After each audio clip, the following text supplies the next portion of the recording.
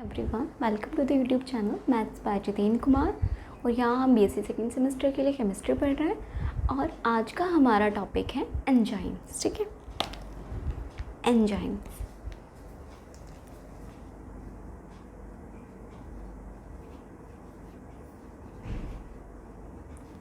Enzymes, अब ये enzymes क्या होते हैं? ठीक है, तो आप सभी ने कैटलिस्ट का नाम तो सुना हुआ होगा। ठीक है, क्योंकि हम केमिस्ट्री पढ़ रहे हैं तो कैटलिस्ट तो हम सब जानते ही हैं। कैटलिस्ट क्या होते हैं? जो केमिकल रिएक्शन को अफेक्ट करते हैं। ठीक है, कैसे करते हैं? रिएक्शन का रेट घटा भी सकते हैं, बढ़ा भी सकते हैं। ठीक है, रिएक्शन को जल्दी से करा भी सकते हैं और टाइम भी कंज्यूम करा सकते हैं कि टाइम लगे। ठीक है, यानी कि वो फैक्टर्स जो केमिकल रिएक्शन को अफेक्ट करते हैं उसे हम बोलते हैं कैटलिस्ट। ठीक है, ऐसे ही सेम बायोकेमिकल रिएक्शंस होती हैं कुछ।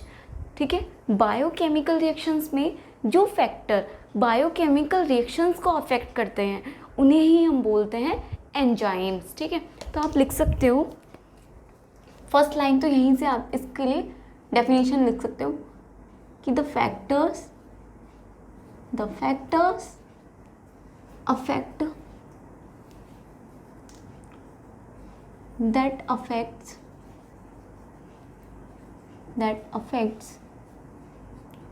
biochemical reaction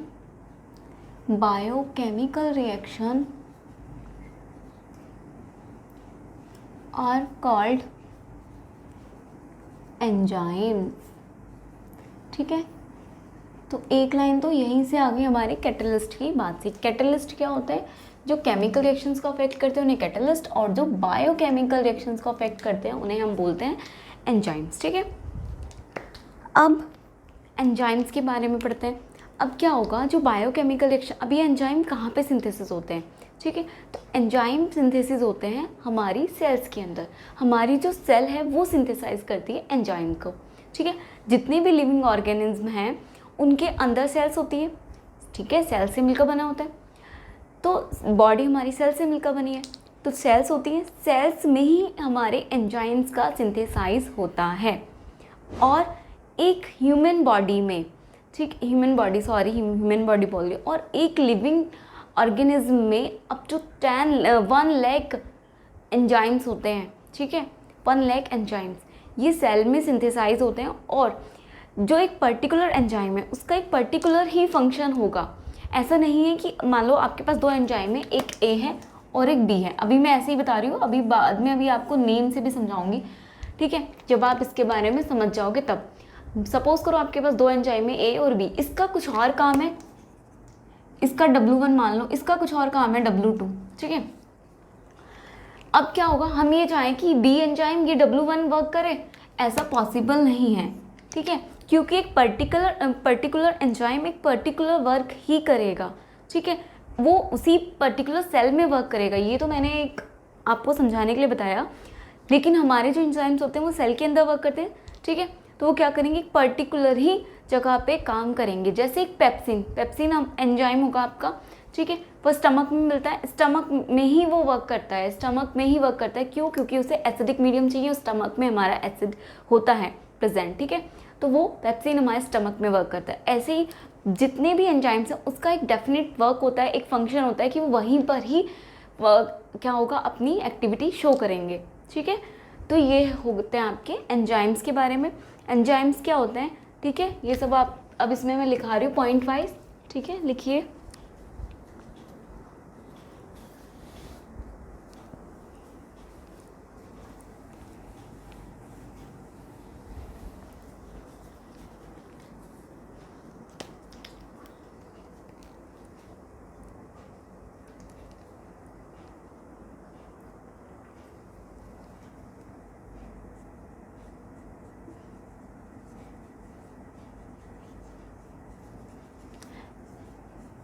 Enzymes are the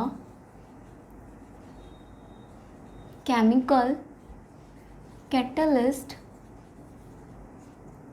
that control all the all the biochemical reaction.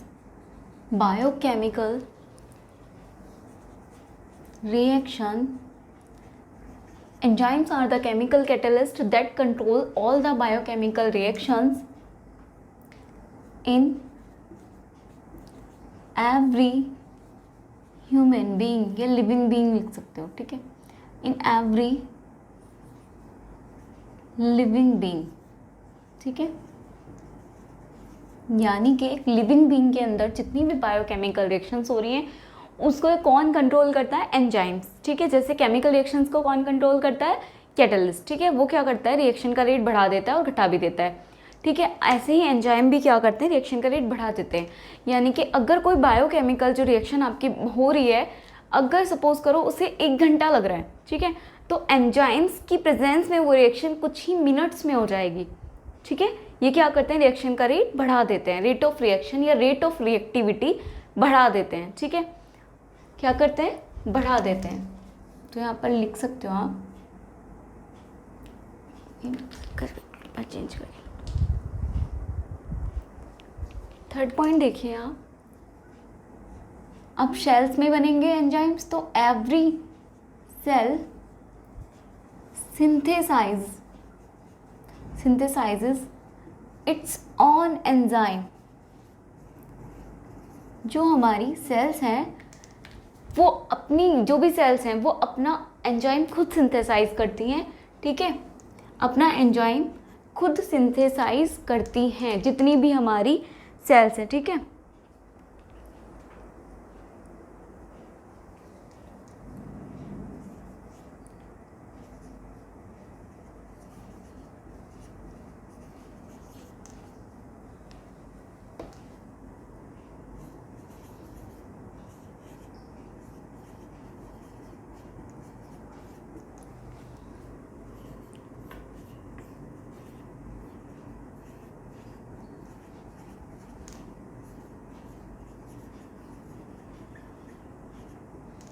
और जितनी एक जो सिंगल बॉडी है, single body cell consist up to 1 lakh enzymes, ठीक है, 1 लाख एंजाइम्स कंसिस्ट करती है एक सिंगल बॉडी सेल, ठीक है। और क्या लिख सकते हो आप कि जो एंजाइम्स हैं, एंजाइम्स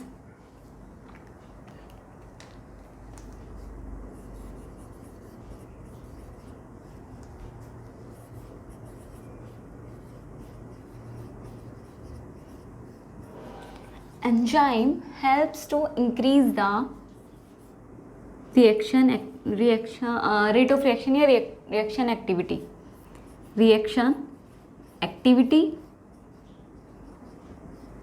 और rate of reaction भी लिख सकते हो आप, ठीक है,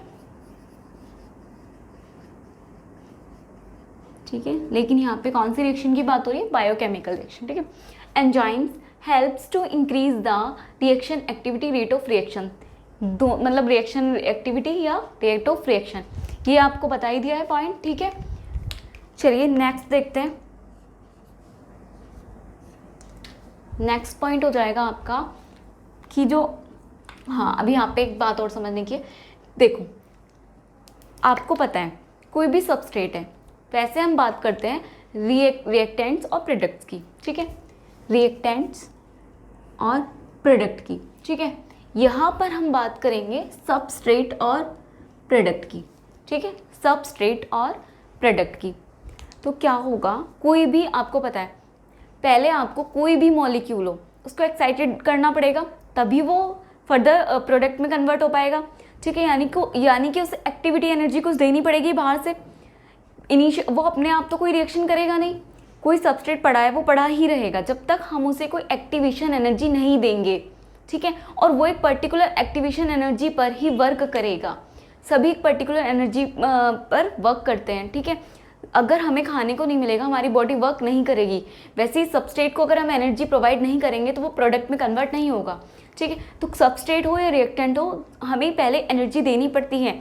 उसको एक्टिवेट करने के लिए एनर्जी देनी पड़ती है। एक्टिवेट होने के बाद कुछ मॉलिक्यूल्स होते हैं जो अपने आप प्रोडक्ट में कन्वर्ट हो जाते हैं, कुछ क्या होंगे एक्टिवेशन के बाद भी हमें कुछ फर्दर फैक्टर्स देने पड़ते हैं जिसकी वजह से वो रिएक्शन करता है। लेकिन हम यहाँ पे ये नहीं पढ़ रहे हैं, हमारा मेन मोटिव है एंजाइम्स को पढ़ना।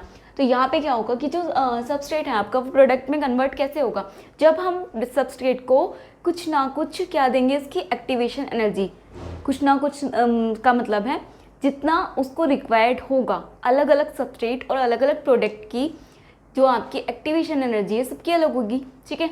कोई कम खा के भी अपने पूरे दिन एनर्जेटिक रह सकता है, किसी को हर टाइम खाने के लिए चाहिए, ठीक है। सबकी बॉडी की अलग अलग रिक्वायरमेंट है, ऐसी सबस्ट्रेट की अलग अलग रिक्वायरमेंट है, उसको उतनी ही एक्टिवेशन की एनर्जी की रिक्वायरमेंट होती है।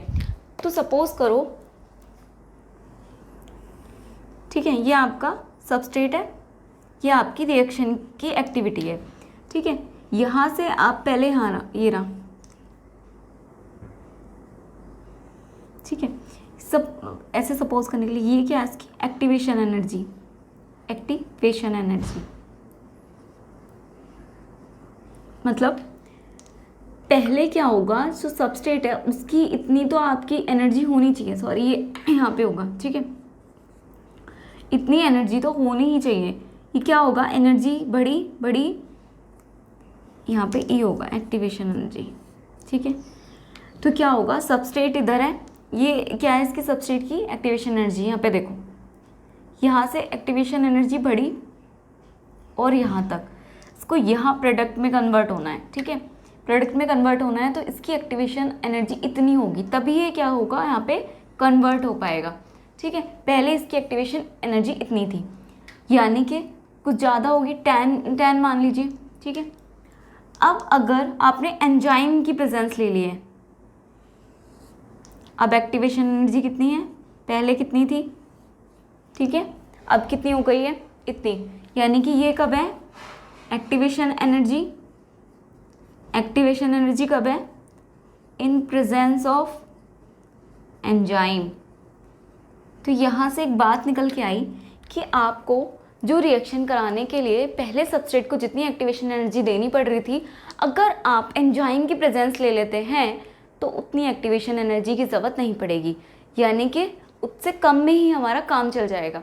कम एक्टिवेशन एनर्जी देकर भी हम अपनी प्रोडक्ट को बना सकते हैं और हाईली प्रोडक्ट बनेगा, ठीक है, ठीक है। मतलब कोई भी रिएक्शन है वो 1 घंटे में हो रही थी एक्टिवेशन एनर्जी देने के बाद भी, लेकिन अगर हमने एंजाइम की प्रेजेंस ली, उसने क्या किया, एक्टिवेशन एनर्जी घटा दी, यानी कि अब वो रिएक्शन जल्दी हो जाएगी और प्रोडक्ट भी ज़्यादा फॉर्मेशन होगा, प्रोडक्ट का भी फॉर्मेशन ज़्यादा होगा। तो यहाँ से एक बात और लिख सकते हो कि enzyme decreases the activation energy, मतलब आपको जितनी एक्टिवेशन एनर्जी देनी पड़ रही थी, अगर आपने एंजाइम की प्रेजेंस ले ली तो उतनी एक्टिवेशन एनर्जी की ज़रूरत नहीं पड़ेगी, कम में ही आपका काम चल जाएगा। तो आप यहाँ लिख सकते हो कि जो एंजाइम्स हैं, एंजाइम्स डिक्रीजेस द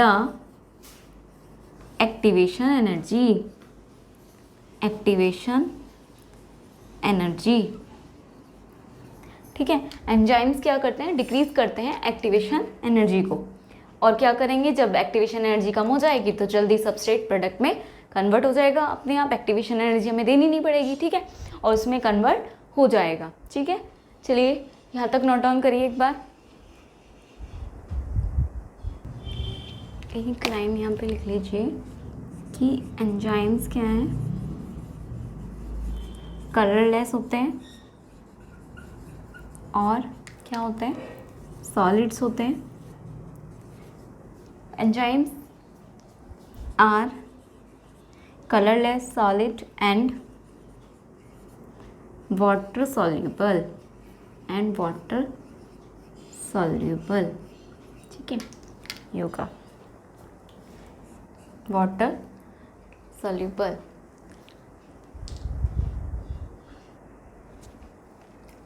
अब जो एंजाइम्स की रिएक्शंस हैं, एंजाइम्स की जो रिएक्शंस होंगी वो डिफरेंट होंगी केमिकल कैटलिस्ट रिएक्शन से, यानी कि जो एंजाइमेटिक रिएक्शंस हैं वो डिफरेंट होंगी केमिकल कैटलिस्ट रिएक्शन से, ठीक है। कैसे हो गया, इसमें जो प्रोडक्ट बनेगा वो भी ज़्यादा अमाउंट में बनेगा। तो आप ये रफ कर देती हूँ,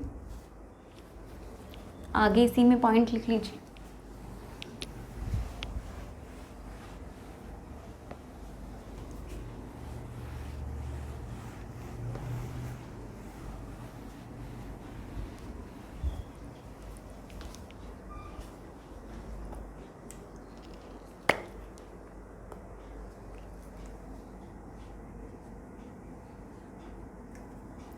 हाँ, यहाँ पे लिख भी सकते हो चाहे तो एक लाइन कि जो एंजाइमेटिक रिएक्शन है या एंजाइम कैटलाइज्ड रिएक्शन है वो डिफरेंट होंगी, different in chemical catalysed reactions. ठीक है, तो आप यहाँ पे एक लाइन भी लिख सकते हो, नहीं तो डायरेक्ट भी लिख सकते हो, आपको याद रहेगा। लिख लीजिए कि इन दिस का मतलब है एंजाइमेटिक कैटलिस्ट रिएक्शन में क्या होगा, हाई अमाउंट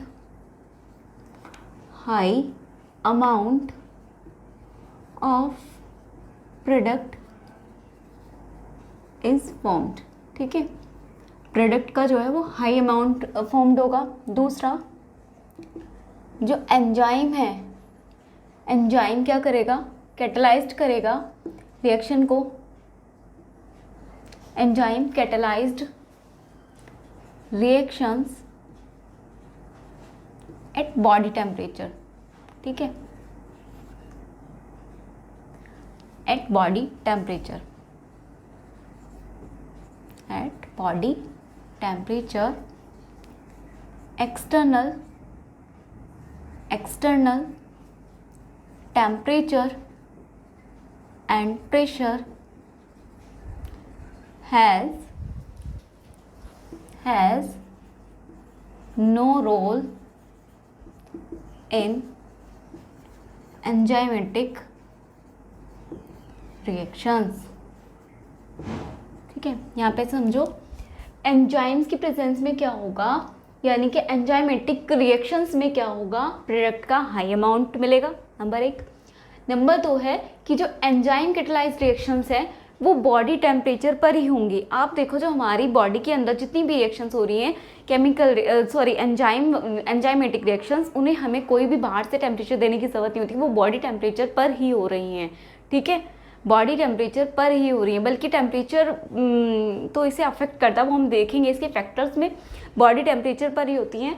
तो हमें एक्सटर्नल टेम्परेचर प्रेशर की कोई ज़रूरत नहीं होती फॉर एंजाइमेटिक रिएक्शंस। तो हमने वही लिखा है कि external temperature and pressure has no role in enzymatic reactions. ठीक है, नंबर 3 देखते हैं।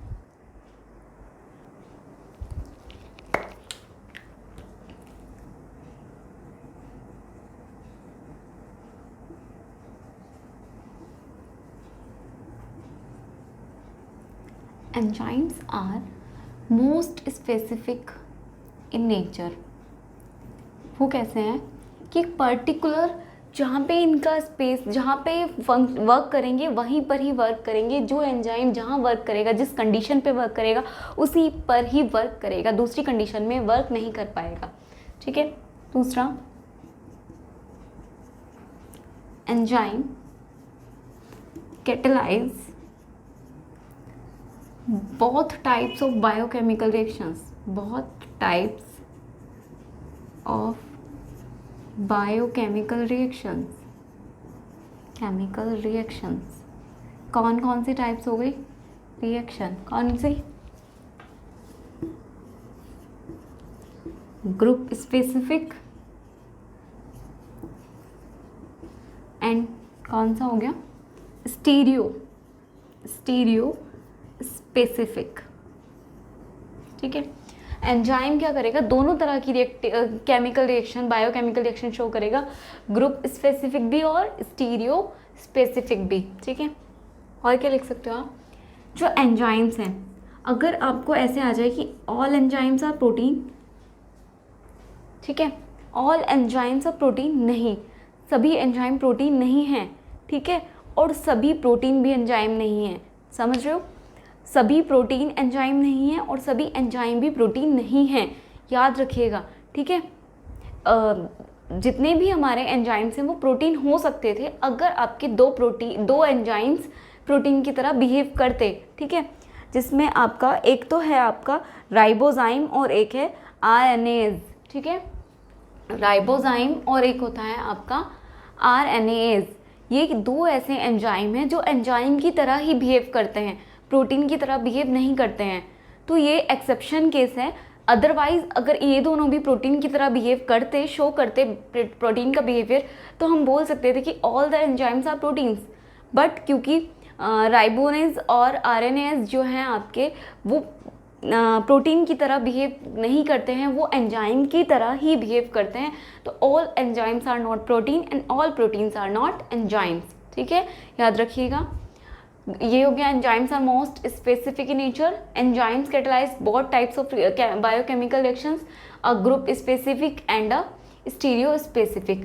अब आपके पास दो और एंजाइम आते हैं। एंजाइम दो तरह के हो सकते हैं। अगर ग्रुप की साइट पर आप बेस पर डिफाइन करते हो, जो एंजाइम्स के टाइप में साइट के बेस पर अगर आप डिफाइन करते हो, तो दो टाइप के आपके एंजाइम आते हैं, एंडो एंजाइम्स और एक होता है आपका एक्सो एंजाइम्स। एंडो एंजाइम्स और एंजाइम्स और एक्सो एंजाइम्स। ठीक है,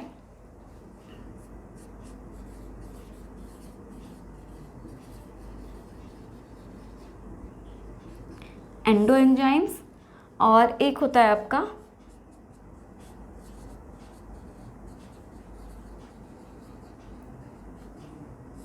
एक्सो एंजाइम। ठीक है, अब ये क्या होते हैं, सभी को पता है कि जो एंजाइम्स हैं वो सेल से मिलकर बने होते हैं। सेल से बोल रही हूँ, सेल उनको सिंथेसाइज करती है एंजाइम को। तो उसी के बेस पर एंडो एंजाइम्स और एंडो एंजाइम्स होते हैं, जिसे हम इंट्रासेलुलर एंजाइम्स भी बोलते हैं। इसका मतलब है ये जिस सेल के अंदर बने होते हैं उसी सेल के अंदर वर्क करते हैं। ठीक है, तो आप लिख सकते हो एन एंजाइम्स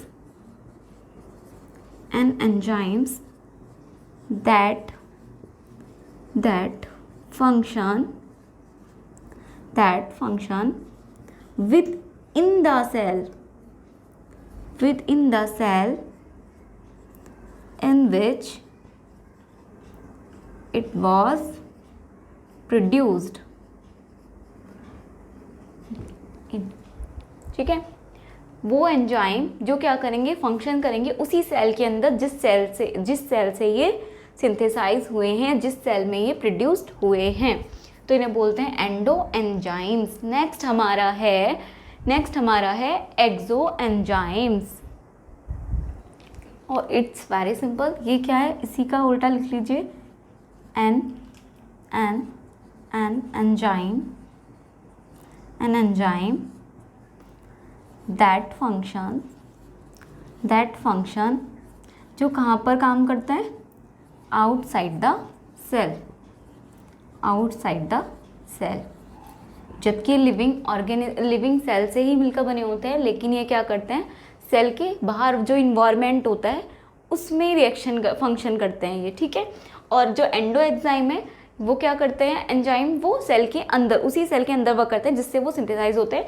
जबकि एक्सो एंजाइम्स क्या हैं, वो जो सेल के बाहर का एटमॉस्फेयर होता है, इन्वायरमेंट होता है, उधर वर्क करते हैं। ठीक है, an enzyme that function outside the cell, जबकि ये भी सेल से ही मिलकर बने होते हैं लेकिन ये उसके बाहर काम करते हैं। ठीक है, ये हो गए आपके एंडो एंजाइम्स और ये हो गए आपके एक्सो एंजाइम्स। ठीक है, तो यहाँ पर हमने एंजाइम्स के बारे में इंट्रोडक्शन में काफ़ी कुछ देख लिया, इतना इनफ है I think.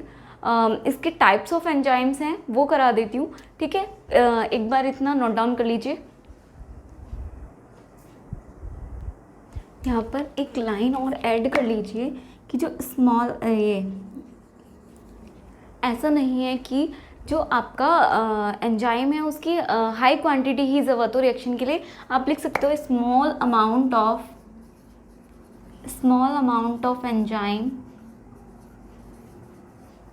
enzymes is enough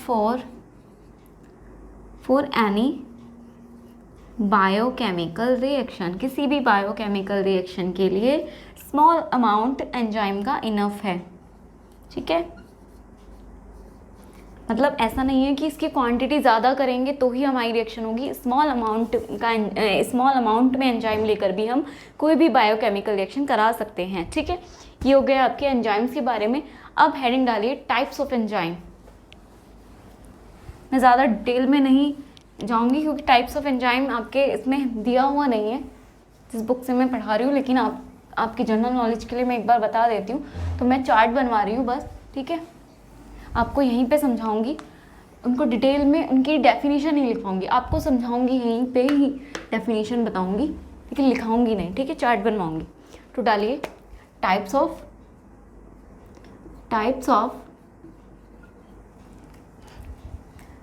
of types of enzymes, ठीक है, टाइप्स ऑफ एंजाइम्स डाल लीजिए। चलिए नंबर 1 डालिए, on the basis of action, ठीक है, एक्शन के बेस पर, यानी कि कौन सा एंजाइम कहाँ एक्शन करेगा और कौन सा एंजाइम कहाँ एक्शन, मतलब कहाँ एक्शन करेगा, उसके बेस पर हम कितनी तरह से डिफाइन कर सकते हैं। तो अभी सीखा है आपने, इसमें कौन कौन से होते हैं, 2 तरह से होते हैं ये वाले, ठीक है। एक होता है आपका एंडो एंजाइम्स और एक होता है आपका एक्सो एंजाइम्स, ठीक है।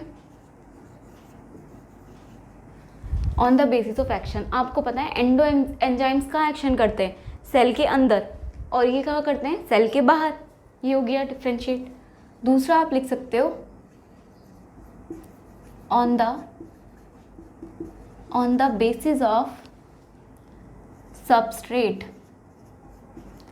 अभी आपको बताया था कि सबस्ट्रेट क्या होता है, ठीक है, सबस्ट्रेट क्या होता है, ठीक है, जिस पर एंजाइम अटैक करते हैं, जिस पर एंजाइम अपनी रिएक्टिविटी शो करते हैं, उसे हम बोलते हैं सबस्ट्रेट, ठीक है, on the basis of substrate. अब ये सबस्ट्रेट पे कैसे करेगा, ठीक है, इसके बेस पर ये डिफाइन करेंगे कैसे, देखो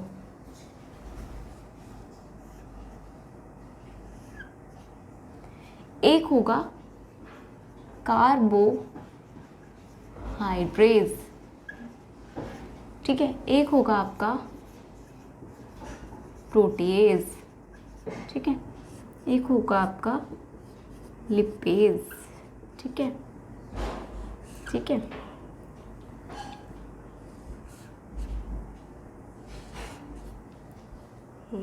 लिपेज हो गया, कार्बोहाइड्रेट्स न्यूक्लियस, ठीक है, जो न्यूक्लियस हो गया, और आपका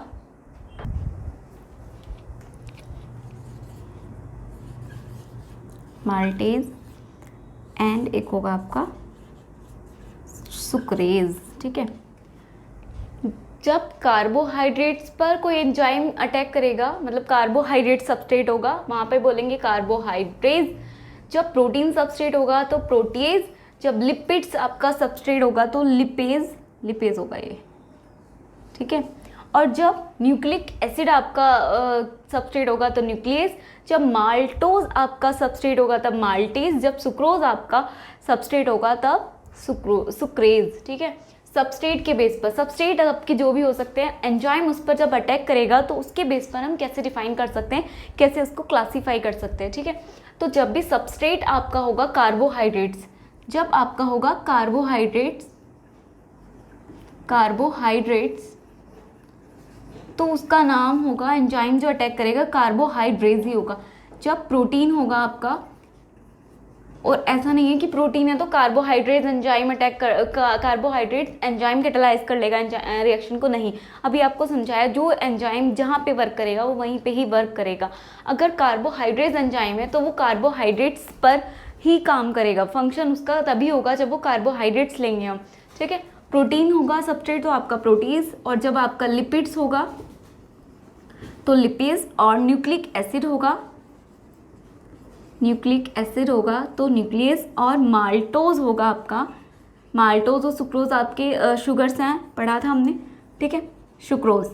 जब आपका माल्टोज होगा तो माल्टेज, और जब सुक्रोज होगा तो sucrase, on the basis of substrate, ठीक है। अब एक थर्ड और बचता है, यहाँ आएगा नहीं, पहले एक बार ये नोट डाउन कर लीजिए।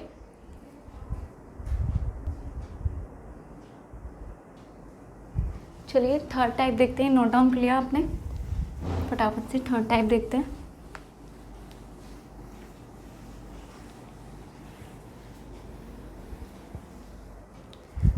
डेफिनेशन की तो लिखाने की ज़रूरत ही नहीं है, इजी सा है, आपको याद भी रहेगा, ठीक है। थर्ड टाइप में लिखिए on the basis of types of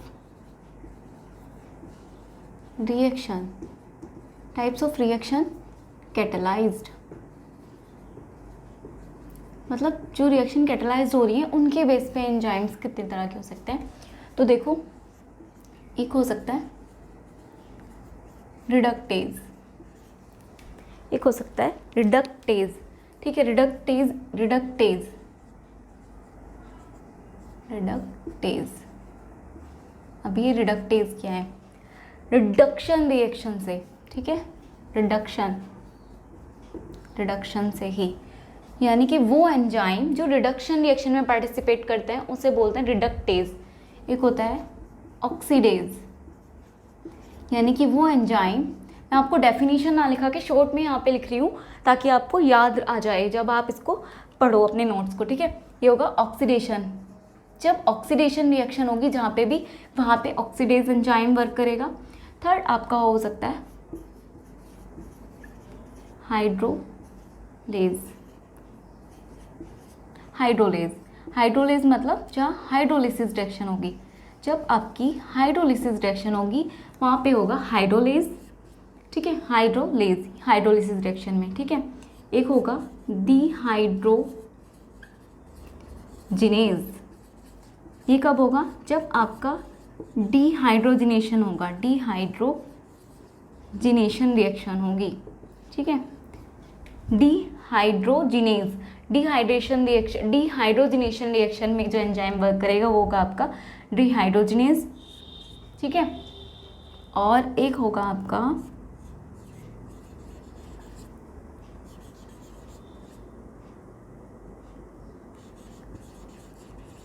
transaminase, transaminase, ठीक है, ये होगा आपका ट्रांसफर रिएक्शन में। अब ये ट्रांसफर रिएक्शन क्या होती है? बाकी सारी रिएक्शन तो पता है, रिडक्शन, ऑक्सीडेशन, हाइड्रोलिसिस भी पता है, डिहाइड्रोजनेशन भी पता है।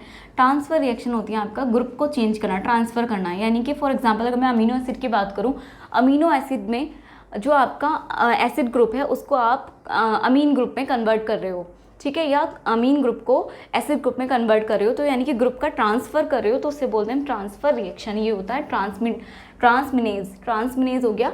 ट्रांसफर रिएक्शन जहाँ होगी वहाँ पे यूज़ होगा आपका ट्रांसमिनेज, ठीक है। और आपका कौन सा हो सकता है? रिडक्शन हो गया, ऑक्सीडेशन हो गया, हाइड्रोलिसिस हो गया, हाइड्रोलिस 1 2 3 4 5 रिडक्शन भी हो गया। और कौन सा हो सकता है?